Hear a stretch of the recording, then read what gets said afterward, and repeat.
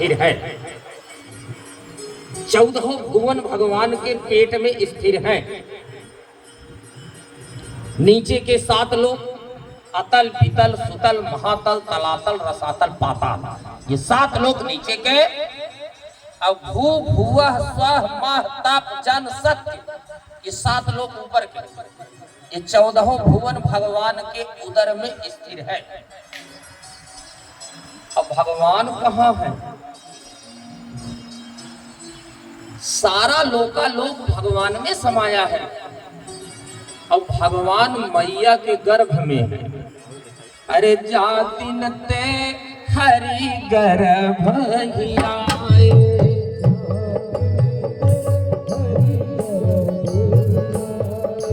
जाति न ते हरि गर्भ ही आए, जाति न ते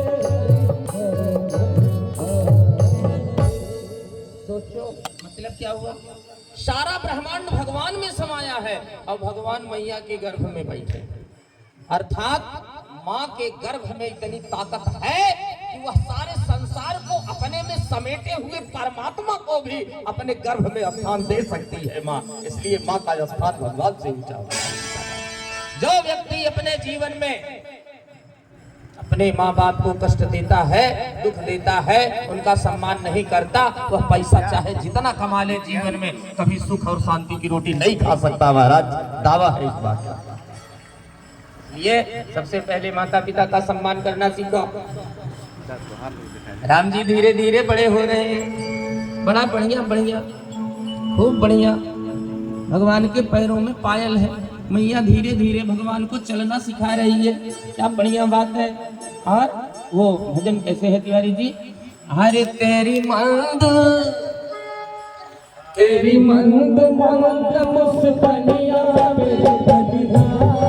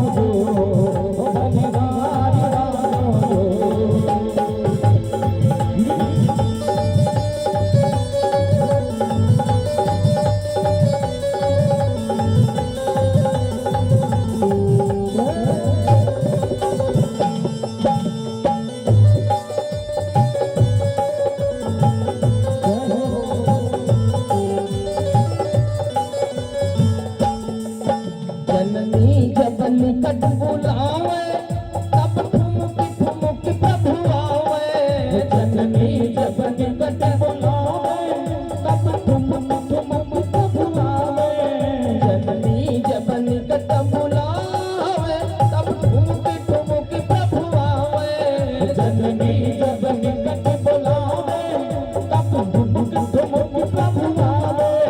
तेरी रोल झोल तेरी रोल झोल पैदलिया पे बलिहार राघव जी, बलिहार राघव जी। तेरी झुन झुन पैदलिया पर, तेरी झुन झुन पैदलिया पर बलिहार राघव जी, बलिहार राघव जी। तेरी मनमन मांग मुस्कनिया पर, मनमन मांग मुस्कनिया पर बलिहार राघव जी, बलिहार राघव जी। तेरी मनमन मांग मुस्कनिया पर, मनमन मांग मुस्कनिया पर बलिहार राघव जी, बलिहार राघव जी। सरकार की जय हो। कुछ इस प्रकार से सारे अयोध्या वासियों को आनंद देते हुए भगवान धीरे धीरे बड़े हो रहे हैं सीताराम। और सारी प्रक्रियाओं का सांगोपांग निर्वहन किया गया। भगवान का नामकरण हुआ, भगवान का चूड़ाकरण हुआ, भगवान का कर्णवेद हुआ, भगवान का यज्ञोपवीत हुआ। भगवान विद्यालय में पढ़ाई करने भी गए महाराज। अरे गुरु गृह पढ़न गए रघुराई, गुरु गृह पढ़न गए रघुराई, गुरु गृह पढ़न गए रघुराई।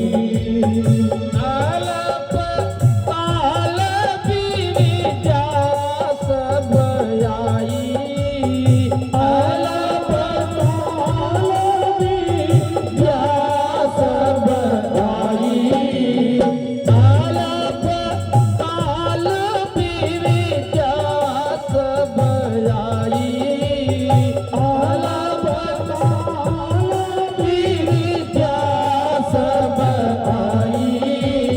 गुरु गृह पढ़न गए रघुराई, हो गुरु गृह पढ़न गए रघुराई। सारी प्रक्रियाओं का सांगोपांग निर्वहन हुआ। अब भगवान श्री राम धीरे धीरे 13.5 वर्ष के हो गए सीताराम। अब ध्यान रखना, राम जी से 2 घंटे छोटे हैं भरत जी, और भरत जी से 2 घंटे छोटे हैं लक्ष्मण जी, और लक्ष्मण जी से भी 2 घंटे छोटे हैं शत्रुघ्न जी। चारों भाई धीरे धीरे बड़े होने लगे। 13वें वर्ष में प्रवेश करते हैं भगवान। क्या बढ़िया बात है। राष्ट्र पर बड़ा संकट है। चारों तरफ दुराचार, अत्याचार, पापाचार, अनाचार, भ्रष्टाचार का बोल बना है महाराज। मूर्तियां तोड़ी जा रही हैं, मंदिर गिराए जा रहे हैं, वेद पुराण शास्त्र जलाए जा रहे थे। विद्वान ब्राह्मण, माता पिता, गुरु आचार्य श्रेष्ठ का कहीं कोई सम्मान नहीं होता था। पर स्त्री और पर धन का हरण करने वालों का बोलबाला है समाज में। मानह मात पिता नहीं देवा, साधुन सन करवावई सेवा, शुभ आचरण कतौ नहीं होई, देव विप्र गुर मानन कोई, बाढ़े खल बहुचोर जुआरा, जे लंपट पर धन परदारा, मानह मात पिता नहीं देवा, साधुन सन करवावई सेवा। बड़ी विडंबना पूर्ण स्थिति है समाज। एक बात ध्यान देना, जब राष्ट्र पर संकट आता है, जब राष्ट्र पर संकट आता है, जब भी कभी आप इतिहास उठा के देखें, जब भी कभी राष्ट्र पर संकट आया तो राष्ट्र पर संकट आने पर किसी नेता ने समस्या का समाधान नहीं दिया महाराज। नेता कभी समस्या का समाधान नहीं करते हैं, भूल जाओ। नेता कैसे करेगा समस्या का समाधान? नेता मानो तो खुद ही समस्या होती है। जो समस्या पैदा कर दे वो नेता। अब आज देश में जितनी समस्याएं हैं सब नेताओं की ही देन है। बुरा मत मानना, मैं राजनीति नहीं बोल रहा हूं, मैं वास्तविकता बता रहा हूं आपको।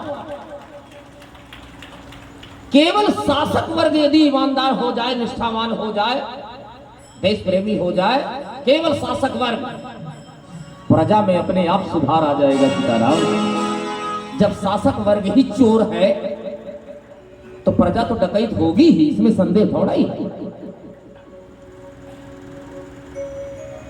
जितनी समस्याएं हैं राष्ट्र में वो सब नेताओं की देन है। नेता माने समस्या और संत माने समाधान।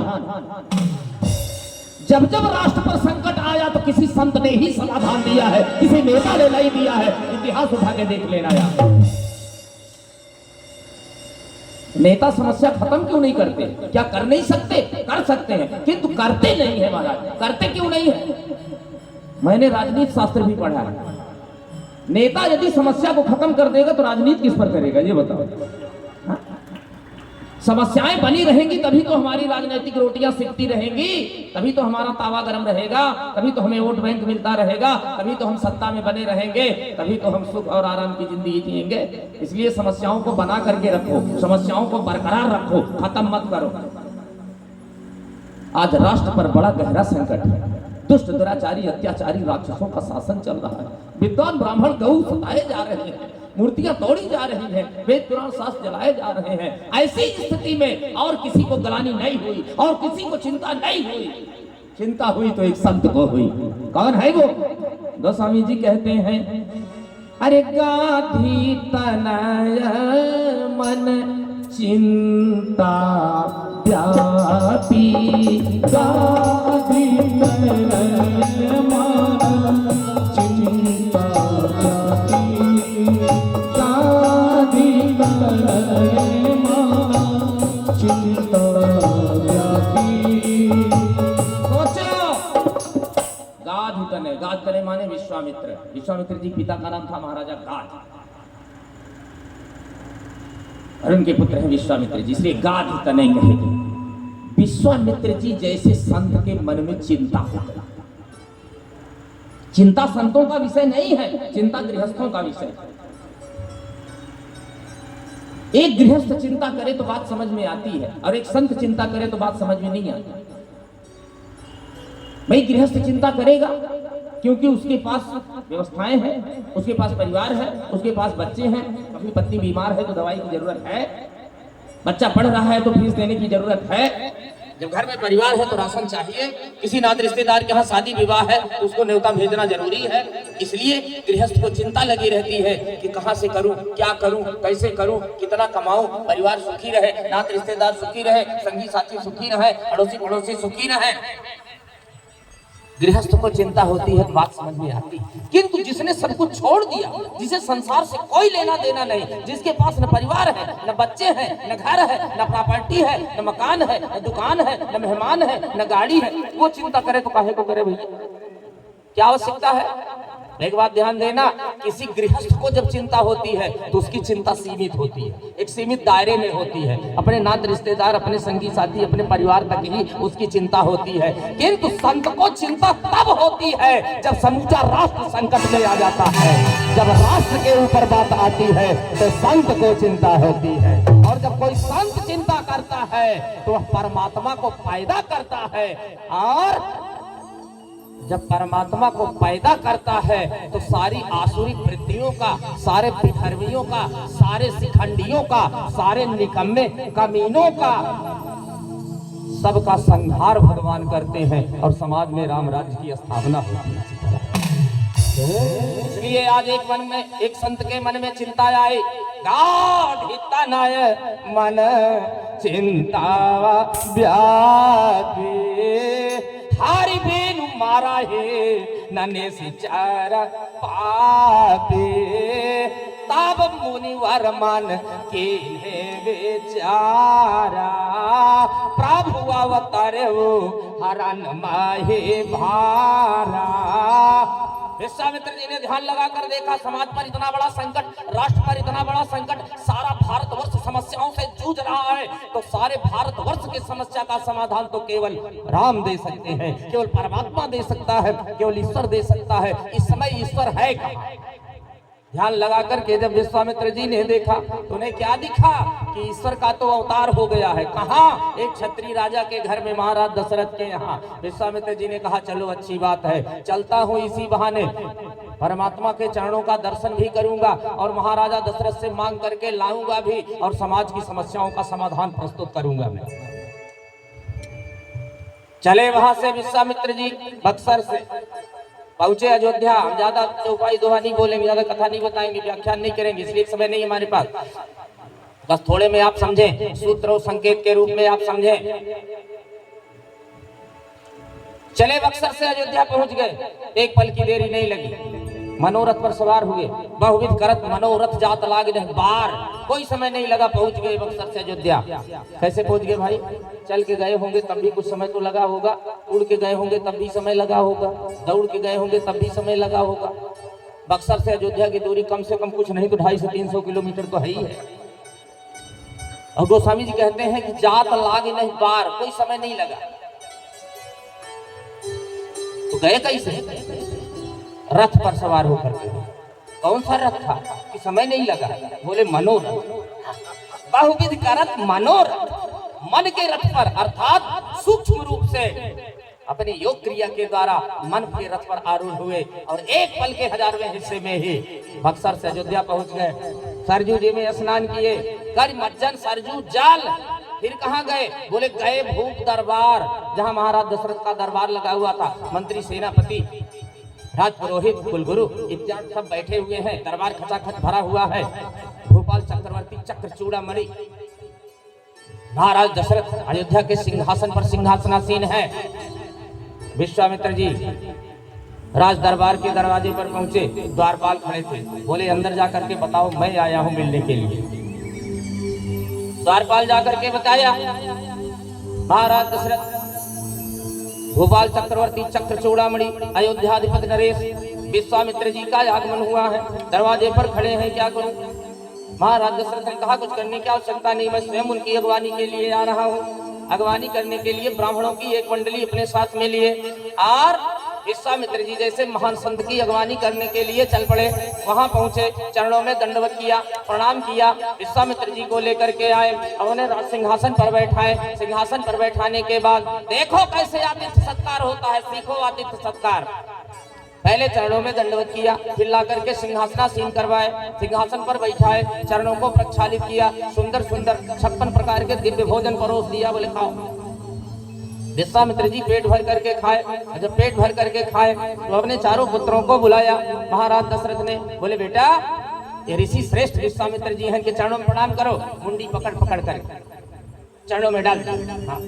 जब बच्चों को छोटे से बचपन से ही प्रणाम करना सिखाएंगे तब तो वो बड़े होकर दूसरों का सम्मान करेंगे। संस्कार तो जन्म से दिया जाता है महाराज, संस्कार तो गर्भ से दिया जाता है। बड़े होने पर कोई संस्कार नहीं सीखता। इसलिए बच्चों को प्रणाम कैसे करना चाहिए, बड़े बुजुर्गों को, माता पिता को, आचार्य श्रेष्ठ को, विद्वान ब्राह्मण को, गुरु महात्मा को बचपन से उन्हें सिखाओ, तब वो बड़े होकर के तुम्हारा सम्मान करेंगे। नहीं तो वृद्धाश्रम में तो डालेंगे ही, इसमें संदेह नहीं है हमारा। हाँ, जब बच्चों को संस्कार नहीं देंगे तो ऐसे ही बच्चे माता पिता वृद्धाश्रम में डालेंगे। और जब बच्चों को संस्कार देंगे तो श्रवण के जैसे कांवर में बैठा करके भारतवर्ष का सारा तीर्थ कराएगा वो आपको। ये संस्कार की देन है। बहुत बढ़िया संकेत किए, उन घटनाओं का गोस्वामी जी मंगलमय संकेत किए।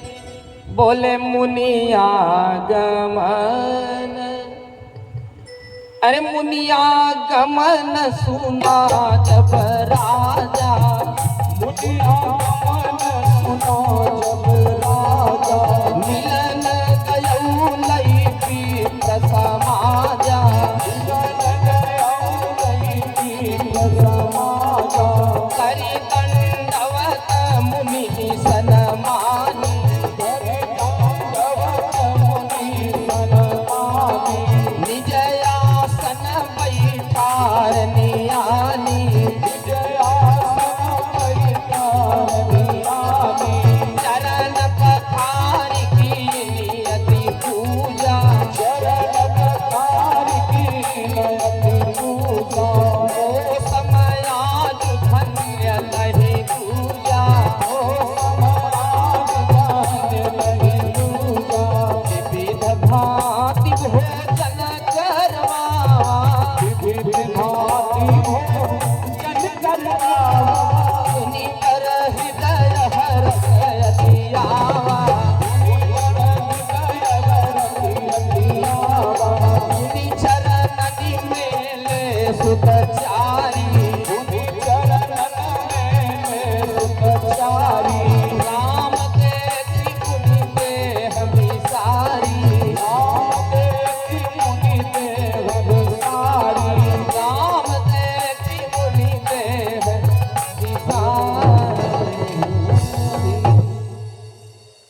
में दंडवत प्रणाम किए। महाराज दशरथ ले आकर के सिंहासन पर बैठाए, चरणों को प्रक्षालित किए, 56 प्रकार के व्यंजन परोस दिए। जब खा पी करके ऋषि विश्वामित्र जी प्रसन्न हुए तो अपने चारों बेटों को बुलाया, बेटा राम, बेटा भरत, लक्ष्मण, शत्रुघ्न, इधर आओ, आओ जल्दी आओ। चारों बेटे आए। हाँ पिताजी। बोले बेटा देखो ऋषि है, इनको प्रणाम करो। तो चारों बेटे खड़े होकर देख रहे हैं। महाराज दशरथ ने पकड़ा मुंडी दो का एक साथ, हाँ दोनों हाथों से, चल प्रणाम कर ले। हाँ महाराज आशीर्वाद दीजिए। अब आशीर्वाद कौन दे महाराज? जैसे ही राम जी के सौंदर्य सुधा सागर को देखा, जैसे ही राम जी के मुख चंद्र को देखा विश्वामित्र जी ने, तो राम है भाई। करोड़ों करोड़ों कामदेव के सौंदर्य को लज्जित करने वाले भगवान श्री राम के मुखारबिंद को जब विश्वामित्र जी ने देखा, क्या बात है, इतने सुंदर है भगवान कि भगवान के सौंदर्य के एक अंश के बराबर भी सारे संसार का सौंदर्य नहीं है महाराज। इसलिए देखना है तो भगवान को देखो, भगवान ही देखने योग्य है। सही पूछा जाए देखने योग्य केवल, संसार देखने योग्य नहीं है। संसार देखेंगे तो आंखें जल जाएंगी महाराज। नारद जैसे ज्ञानी की आंख जल गई तो तुम्हारी क्या औकात है, विचार करो। सांसारिक सौंदर्य को देख करके आंखें जल जाती हैं और भगवान के सौंदर्य को देख करके आंखें शीतल हो जाती हैं। और सही बात तो ये है कि देखने योग्य यदि कोई है तीनों लोगों में तो केवल भगवान का सौंदर्य है। विश्वामित्र जी जैसे महान ऋषि ने जब राम जी को देखा तो बस देखा, अपने होश में नहीं रह गए। निर्विकल्प समाधि की अवस्था लग गई, मानो कोई महायोगी यम नियमासन प्रत्याहार प्राणायाम ध्यान धारणा समाधि की अवस्था से ऊपर उठ करके निर्विकल्प समाधि की अवस्था में तल्लीन होकर निरंतर अपने आत्म तत्व में व्यवस्थित होकर जब परमात्म तत्व का चिंतन करता है, बिल्कुल वैसी स्थिति हो गई विश्वामित्र जी की। अब महाराज दशरथ बुला रहे हैं, महाराज ओ महाराज। अब बोले कौन? जब वहां हो तब तो बोले। कभी कभी लोग जहां होते हैं वहीं नहीं होते हैं। मतलब शरीर से तो होते हैं, मन से कहीं और होते हैं। विश्वामित्र जी भी कहीं और चले गए, भगवान के सौंदर्य सुधा सागर में खो गए, डूब गए, निमग्न हो गए। महाराज दशरथ पूछ रहे हैं, ओ महाराज गुरुदेव ऋषिवर, अब बोले कौन? जब वहां हो तब तो बोले। अब विचार करने लगे कि आखिर इनको हो क्या गया, कहीं कुछ हो तो नहीं गया, कहीं चल तो नहीं बसे, प्राणांत तो नहीं हो गया, हमारे ऊपर कलंक लगेगा। तो महाराज दशरथ के दरबार में एक ऋषि को हार्ट अटैक कल के अखबार में निकल जाएगा महाराज, अशोक पांडे जी छाप देंगे, कोई भरोसा नहीं है। महाराज दशरथ चिंतित हो गए कि हमारे दरबार में आकर के विश्वामित्र जी जैसे महान तपस्वी न हिल रहे, न डुल रहे, न बोल रहे, न चाल रहे, न पलक गिर रही है, न आंखें झपक रही है, आखिर हुआ क्या? कहीं गड़बड़ तो नहीं हो गया? कल को लोग हमें दोषारोपण करेंगे कि जरूर इन्होंने ही कुछ कर दिया। अचानक उन्हें कुछ सुनाई पड़ा, बड़ी मधुर मधुर सी आवाज, बड़ी धीमी धीमी आवाज आ रही थी। जब ध्यान से सुना, कान लगा के,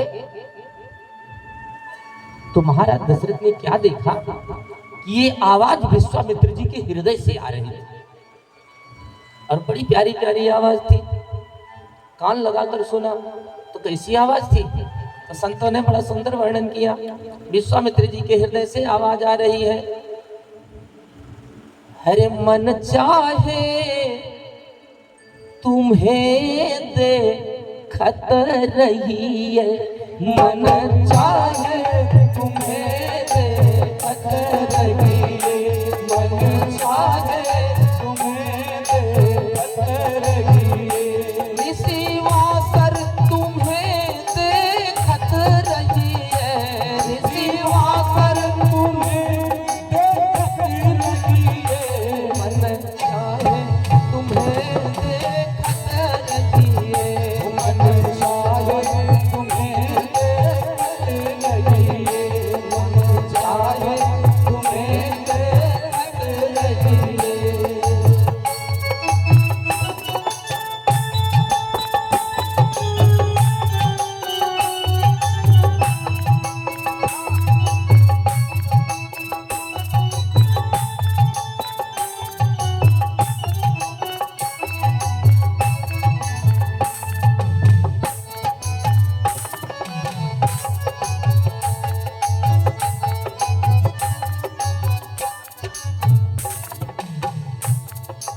चंदा को जैसे चकोर गन चितवे, चंदा को जैसे चकोर गन चितवे, चंदा को जैसे चकोर गन चितवे, चंदा को जैसे चकोर गन चितवे। निर्मी मेरे सको प्रत कहिए, राघव निर्मी में वो प्रत कहिए, मन चाहे तुम्हें देखत रहिए, मन चाहे तुम्हें देखत रहिए, मन चाहे तुम्हें देखत रहिए, निशिवाकर तुम्हें देखत रहिए, निशिवाकर तुम्हें देखत रहिए, मन चाहे तुम्हें देखत रहिए, मन चाहे तुम्हें देखत रहिए, मन चाहे तुम्हें देखत रहिए। जय श्री राम।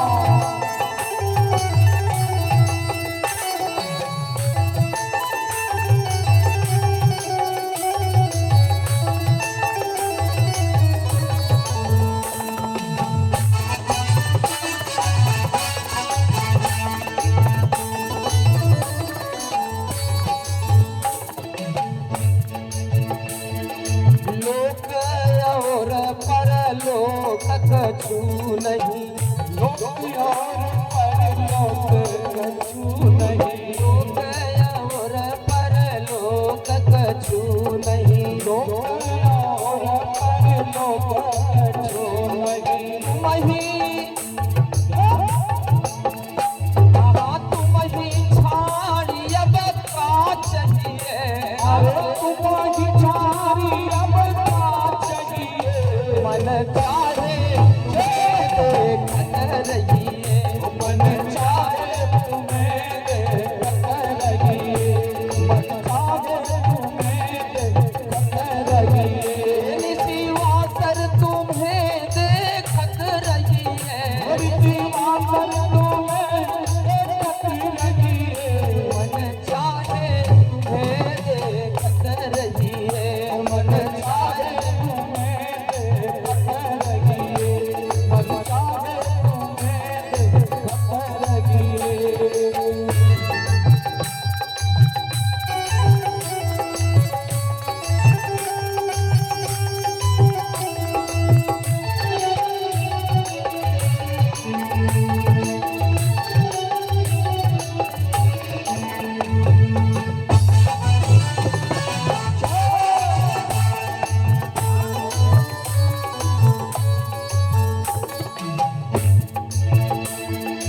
कहे तुम चलहु मोहि संग राघव, तुम चलो मोहि संग राघव, कहे तुम चलहु मोहि संग राघव, तुम चलो मोहि संग राघव, कहे तुम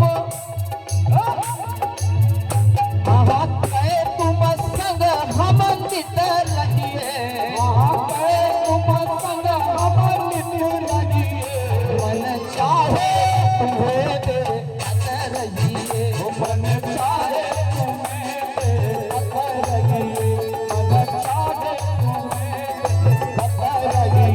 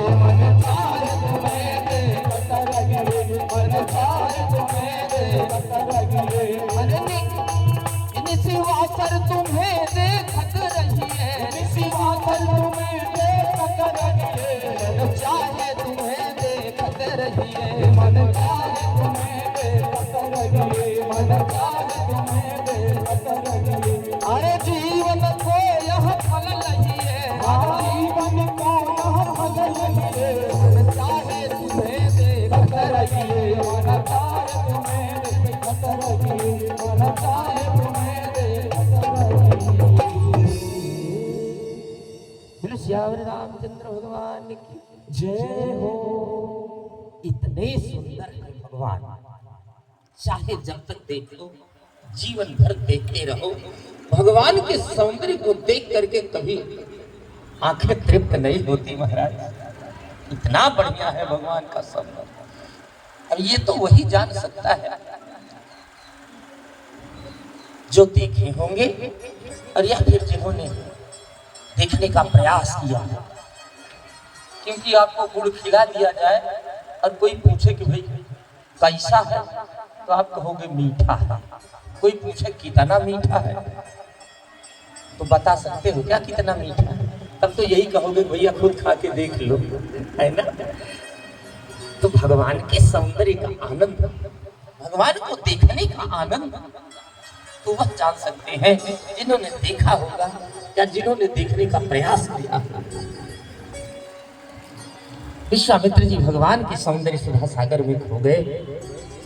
महाराज दशरथ बार बार उनको जगाने का प्रयास करते, लेकिन जब बहुत देरी हो गई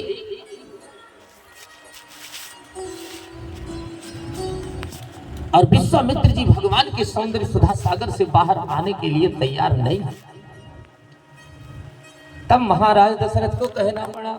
अचानक महाराज दशरथ के मुंह से एक वाक्य निकला। उन्होंने कहा, ऋषिवर आप कहाँ हो मुझे पता नहीं, आप क्या कर रहे हो मुझे पता नहीं, आप यहाँ क्यों आए हो वो भी मुझे पता नहीं, लेकिन मैं जानना ये चाहता हूँ क्या बोले के ही कारण।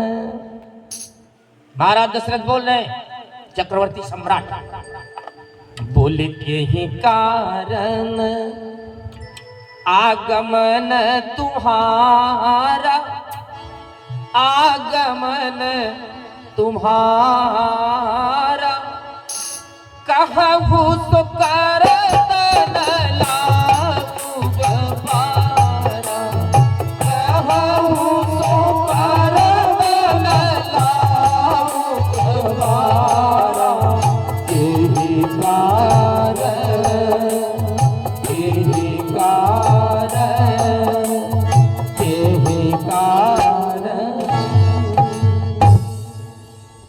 महाराज दशरथ ने कहा, हे ऋषिवर आपके आने का कारण आज थोड़ा थोड़ा अच्छा लग रहा है, क्योंकि आज माताओं ने हमारा सम्मान किया,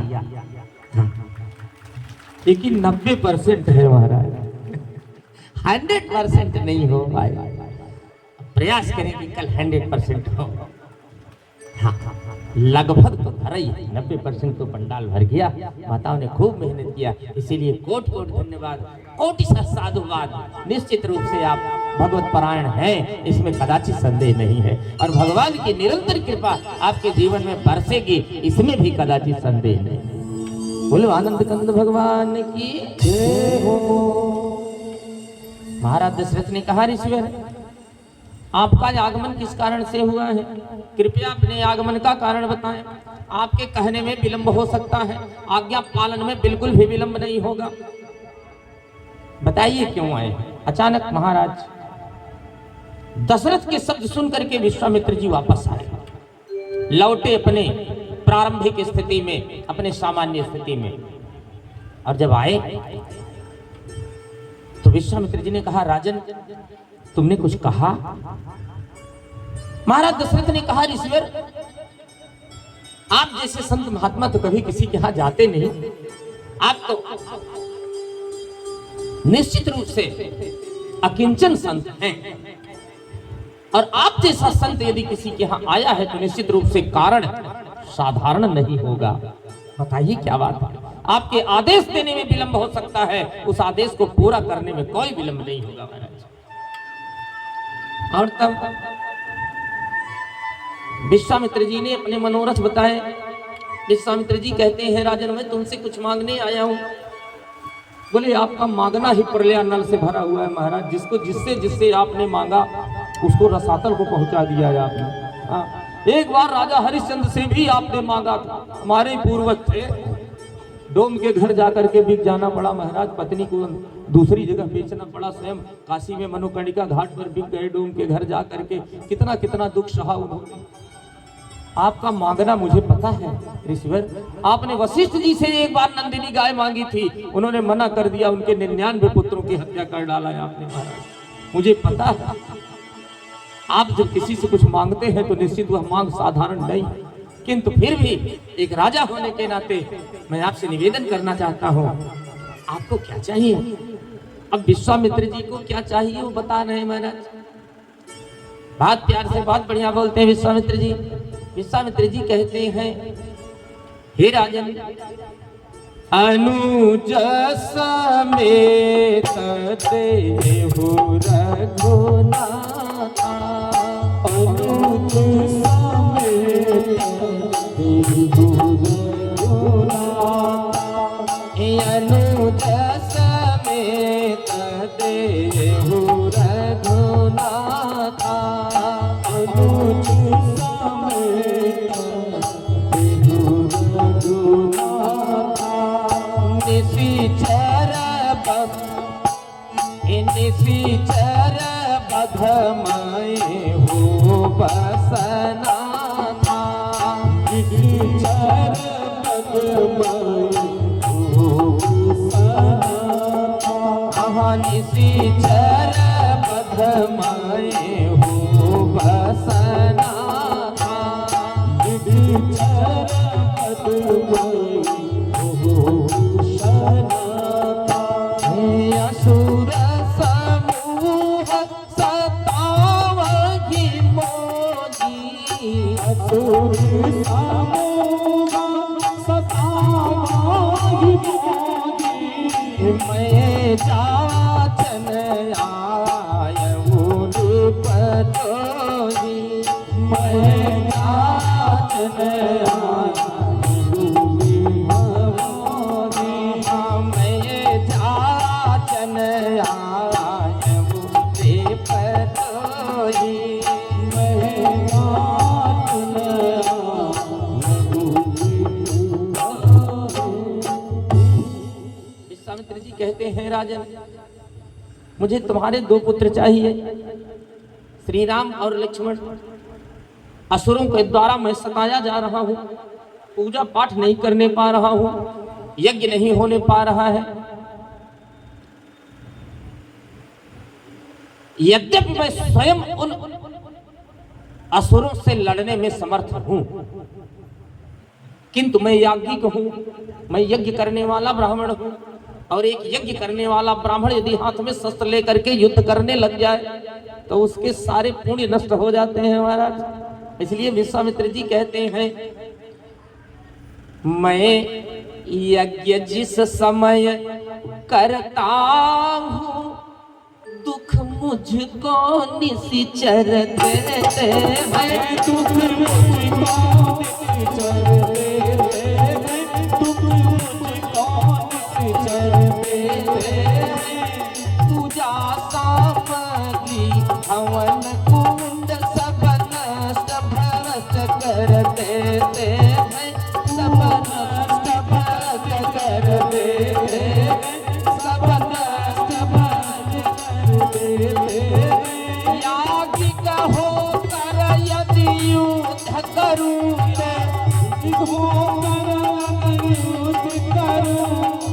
यज्ञ कार्य सब खंडित है, यज्ञ कार्य सब खंडित है, यज्ञ कार्य सब खंडित है, फिर धन वाले न लड़ूंगा मैं, प्रण भी यह मेरा निश्चित है, प्रण भी यह मेरा निश्चित है, प्रण भी यह मेरा निश्चित है। ये मुझे श्री राम और लक्ष्मण चाहिए। और जैसे ही श्री राम की याचना विश्वामित्र जी ने किया, महाराज दशरथ धरती पर गिर पड़े सीताराम। उन्होंने कहा, राम ना, कदापि इतने जत्न इतने प्रयत्न के बाद चौथे पन में पाया है। चौथा पन को बेटवा है हमारे सीताराम कैसे दे दे राहुल नईखे दिहल जाई। हाँ। नहीं दे सकता राम को तो बिल्कुल। अब विश्वामित्र जी आसन छोड़ के खड़े हो गए। क्या राम को नहीं दे सकते? तो फिर कहा क्यों कि आपके आदेश में विलंब हो सकता है, पूर्ण करने में कोई विलंब नहीं होगा। महाराज दशरथ ने कहा मुझे पता नहीं थे, मुझे पता नहीं था इतनी कठिन मांग होगी आपकी ऋषिवर, राम को नहीं दे सकता। अब विश्वामित्र जी को थोड़ा सा रोष आया। महाराज विश्वामित्र जी ने कहा राजा कोई हलवा पूड़ी खाने वाला ब्राह्मण समझा है क्या? हाँ? हलवा पूड़ी सटकाने वाला ब्राह्मण समझ रखे हो क्या? तुम्हें पता है मैं कौन हूं? अरे मैं वह व्यक्तित्व हूं। किसी ने पूछ लिया कौन से व्यक्तित्व है आप? तभी विश्वामित्र जी कहते हैं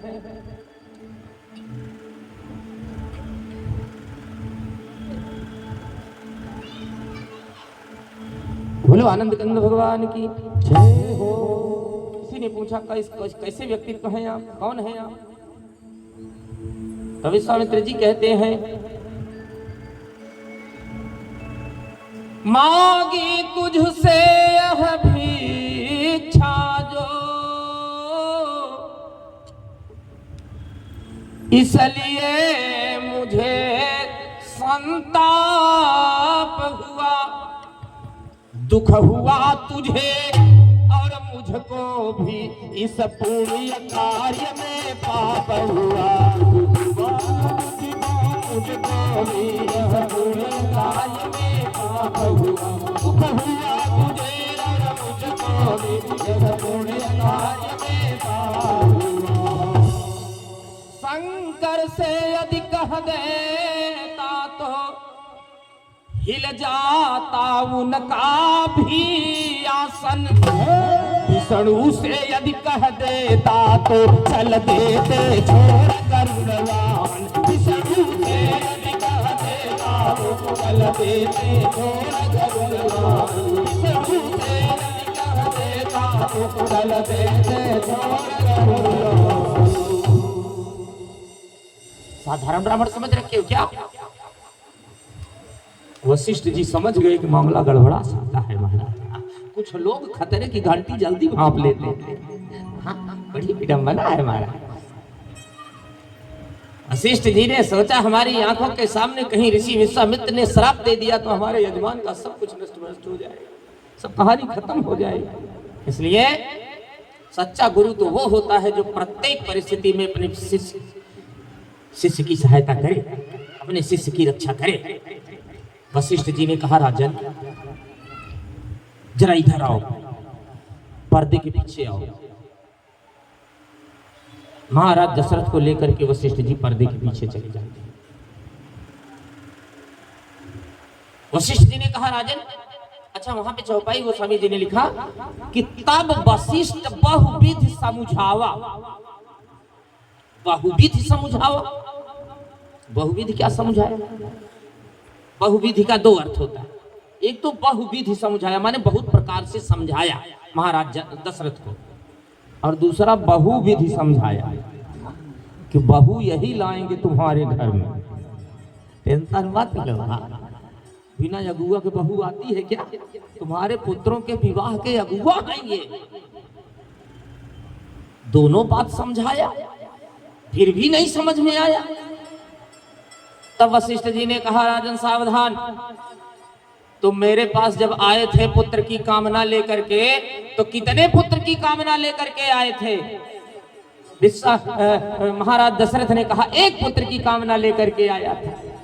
वशिष्ठ जी ने कहा मैंने दिया कितना तुम्हें? बोले 4।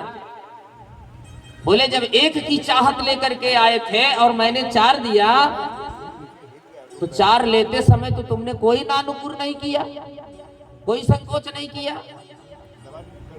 मतलब मिल जाए चाहे जितना देना कुछ ना पड़े। यही मतलब हुआ ना। यही हम सब लोगों की भी दशा है, महाराज दशरथ वाली दशा। मिल जाए चाहे जितना, हम कभी ना नहीं करेंगे। किंतु अगर पांडे जी कह देंगे भैया कथा हो रही कुछ सहयोग करो, तो अरे महाराज हमारे पास कहाँ। सत्यानाश, जो भगवान इतना दे रहे हैं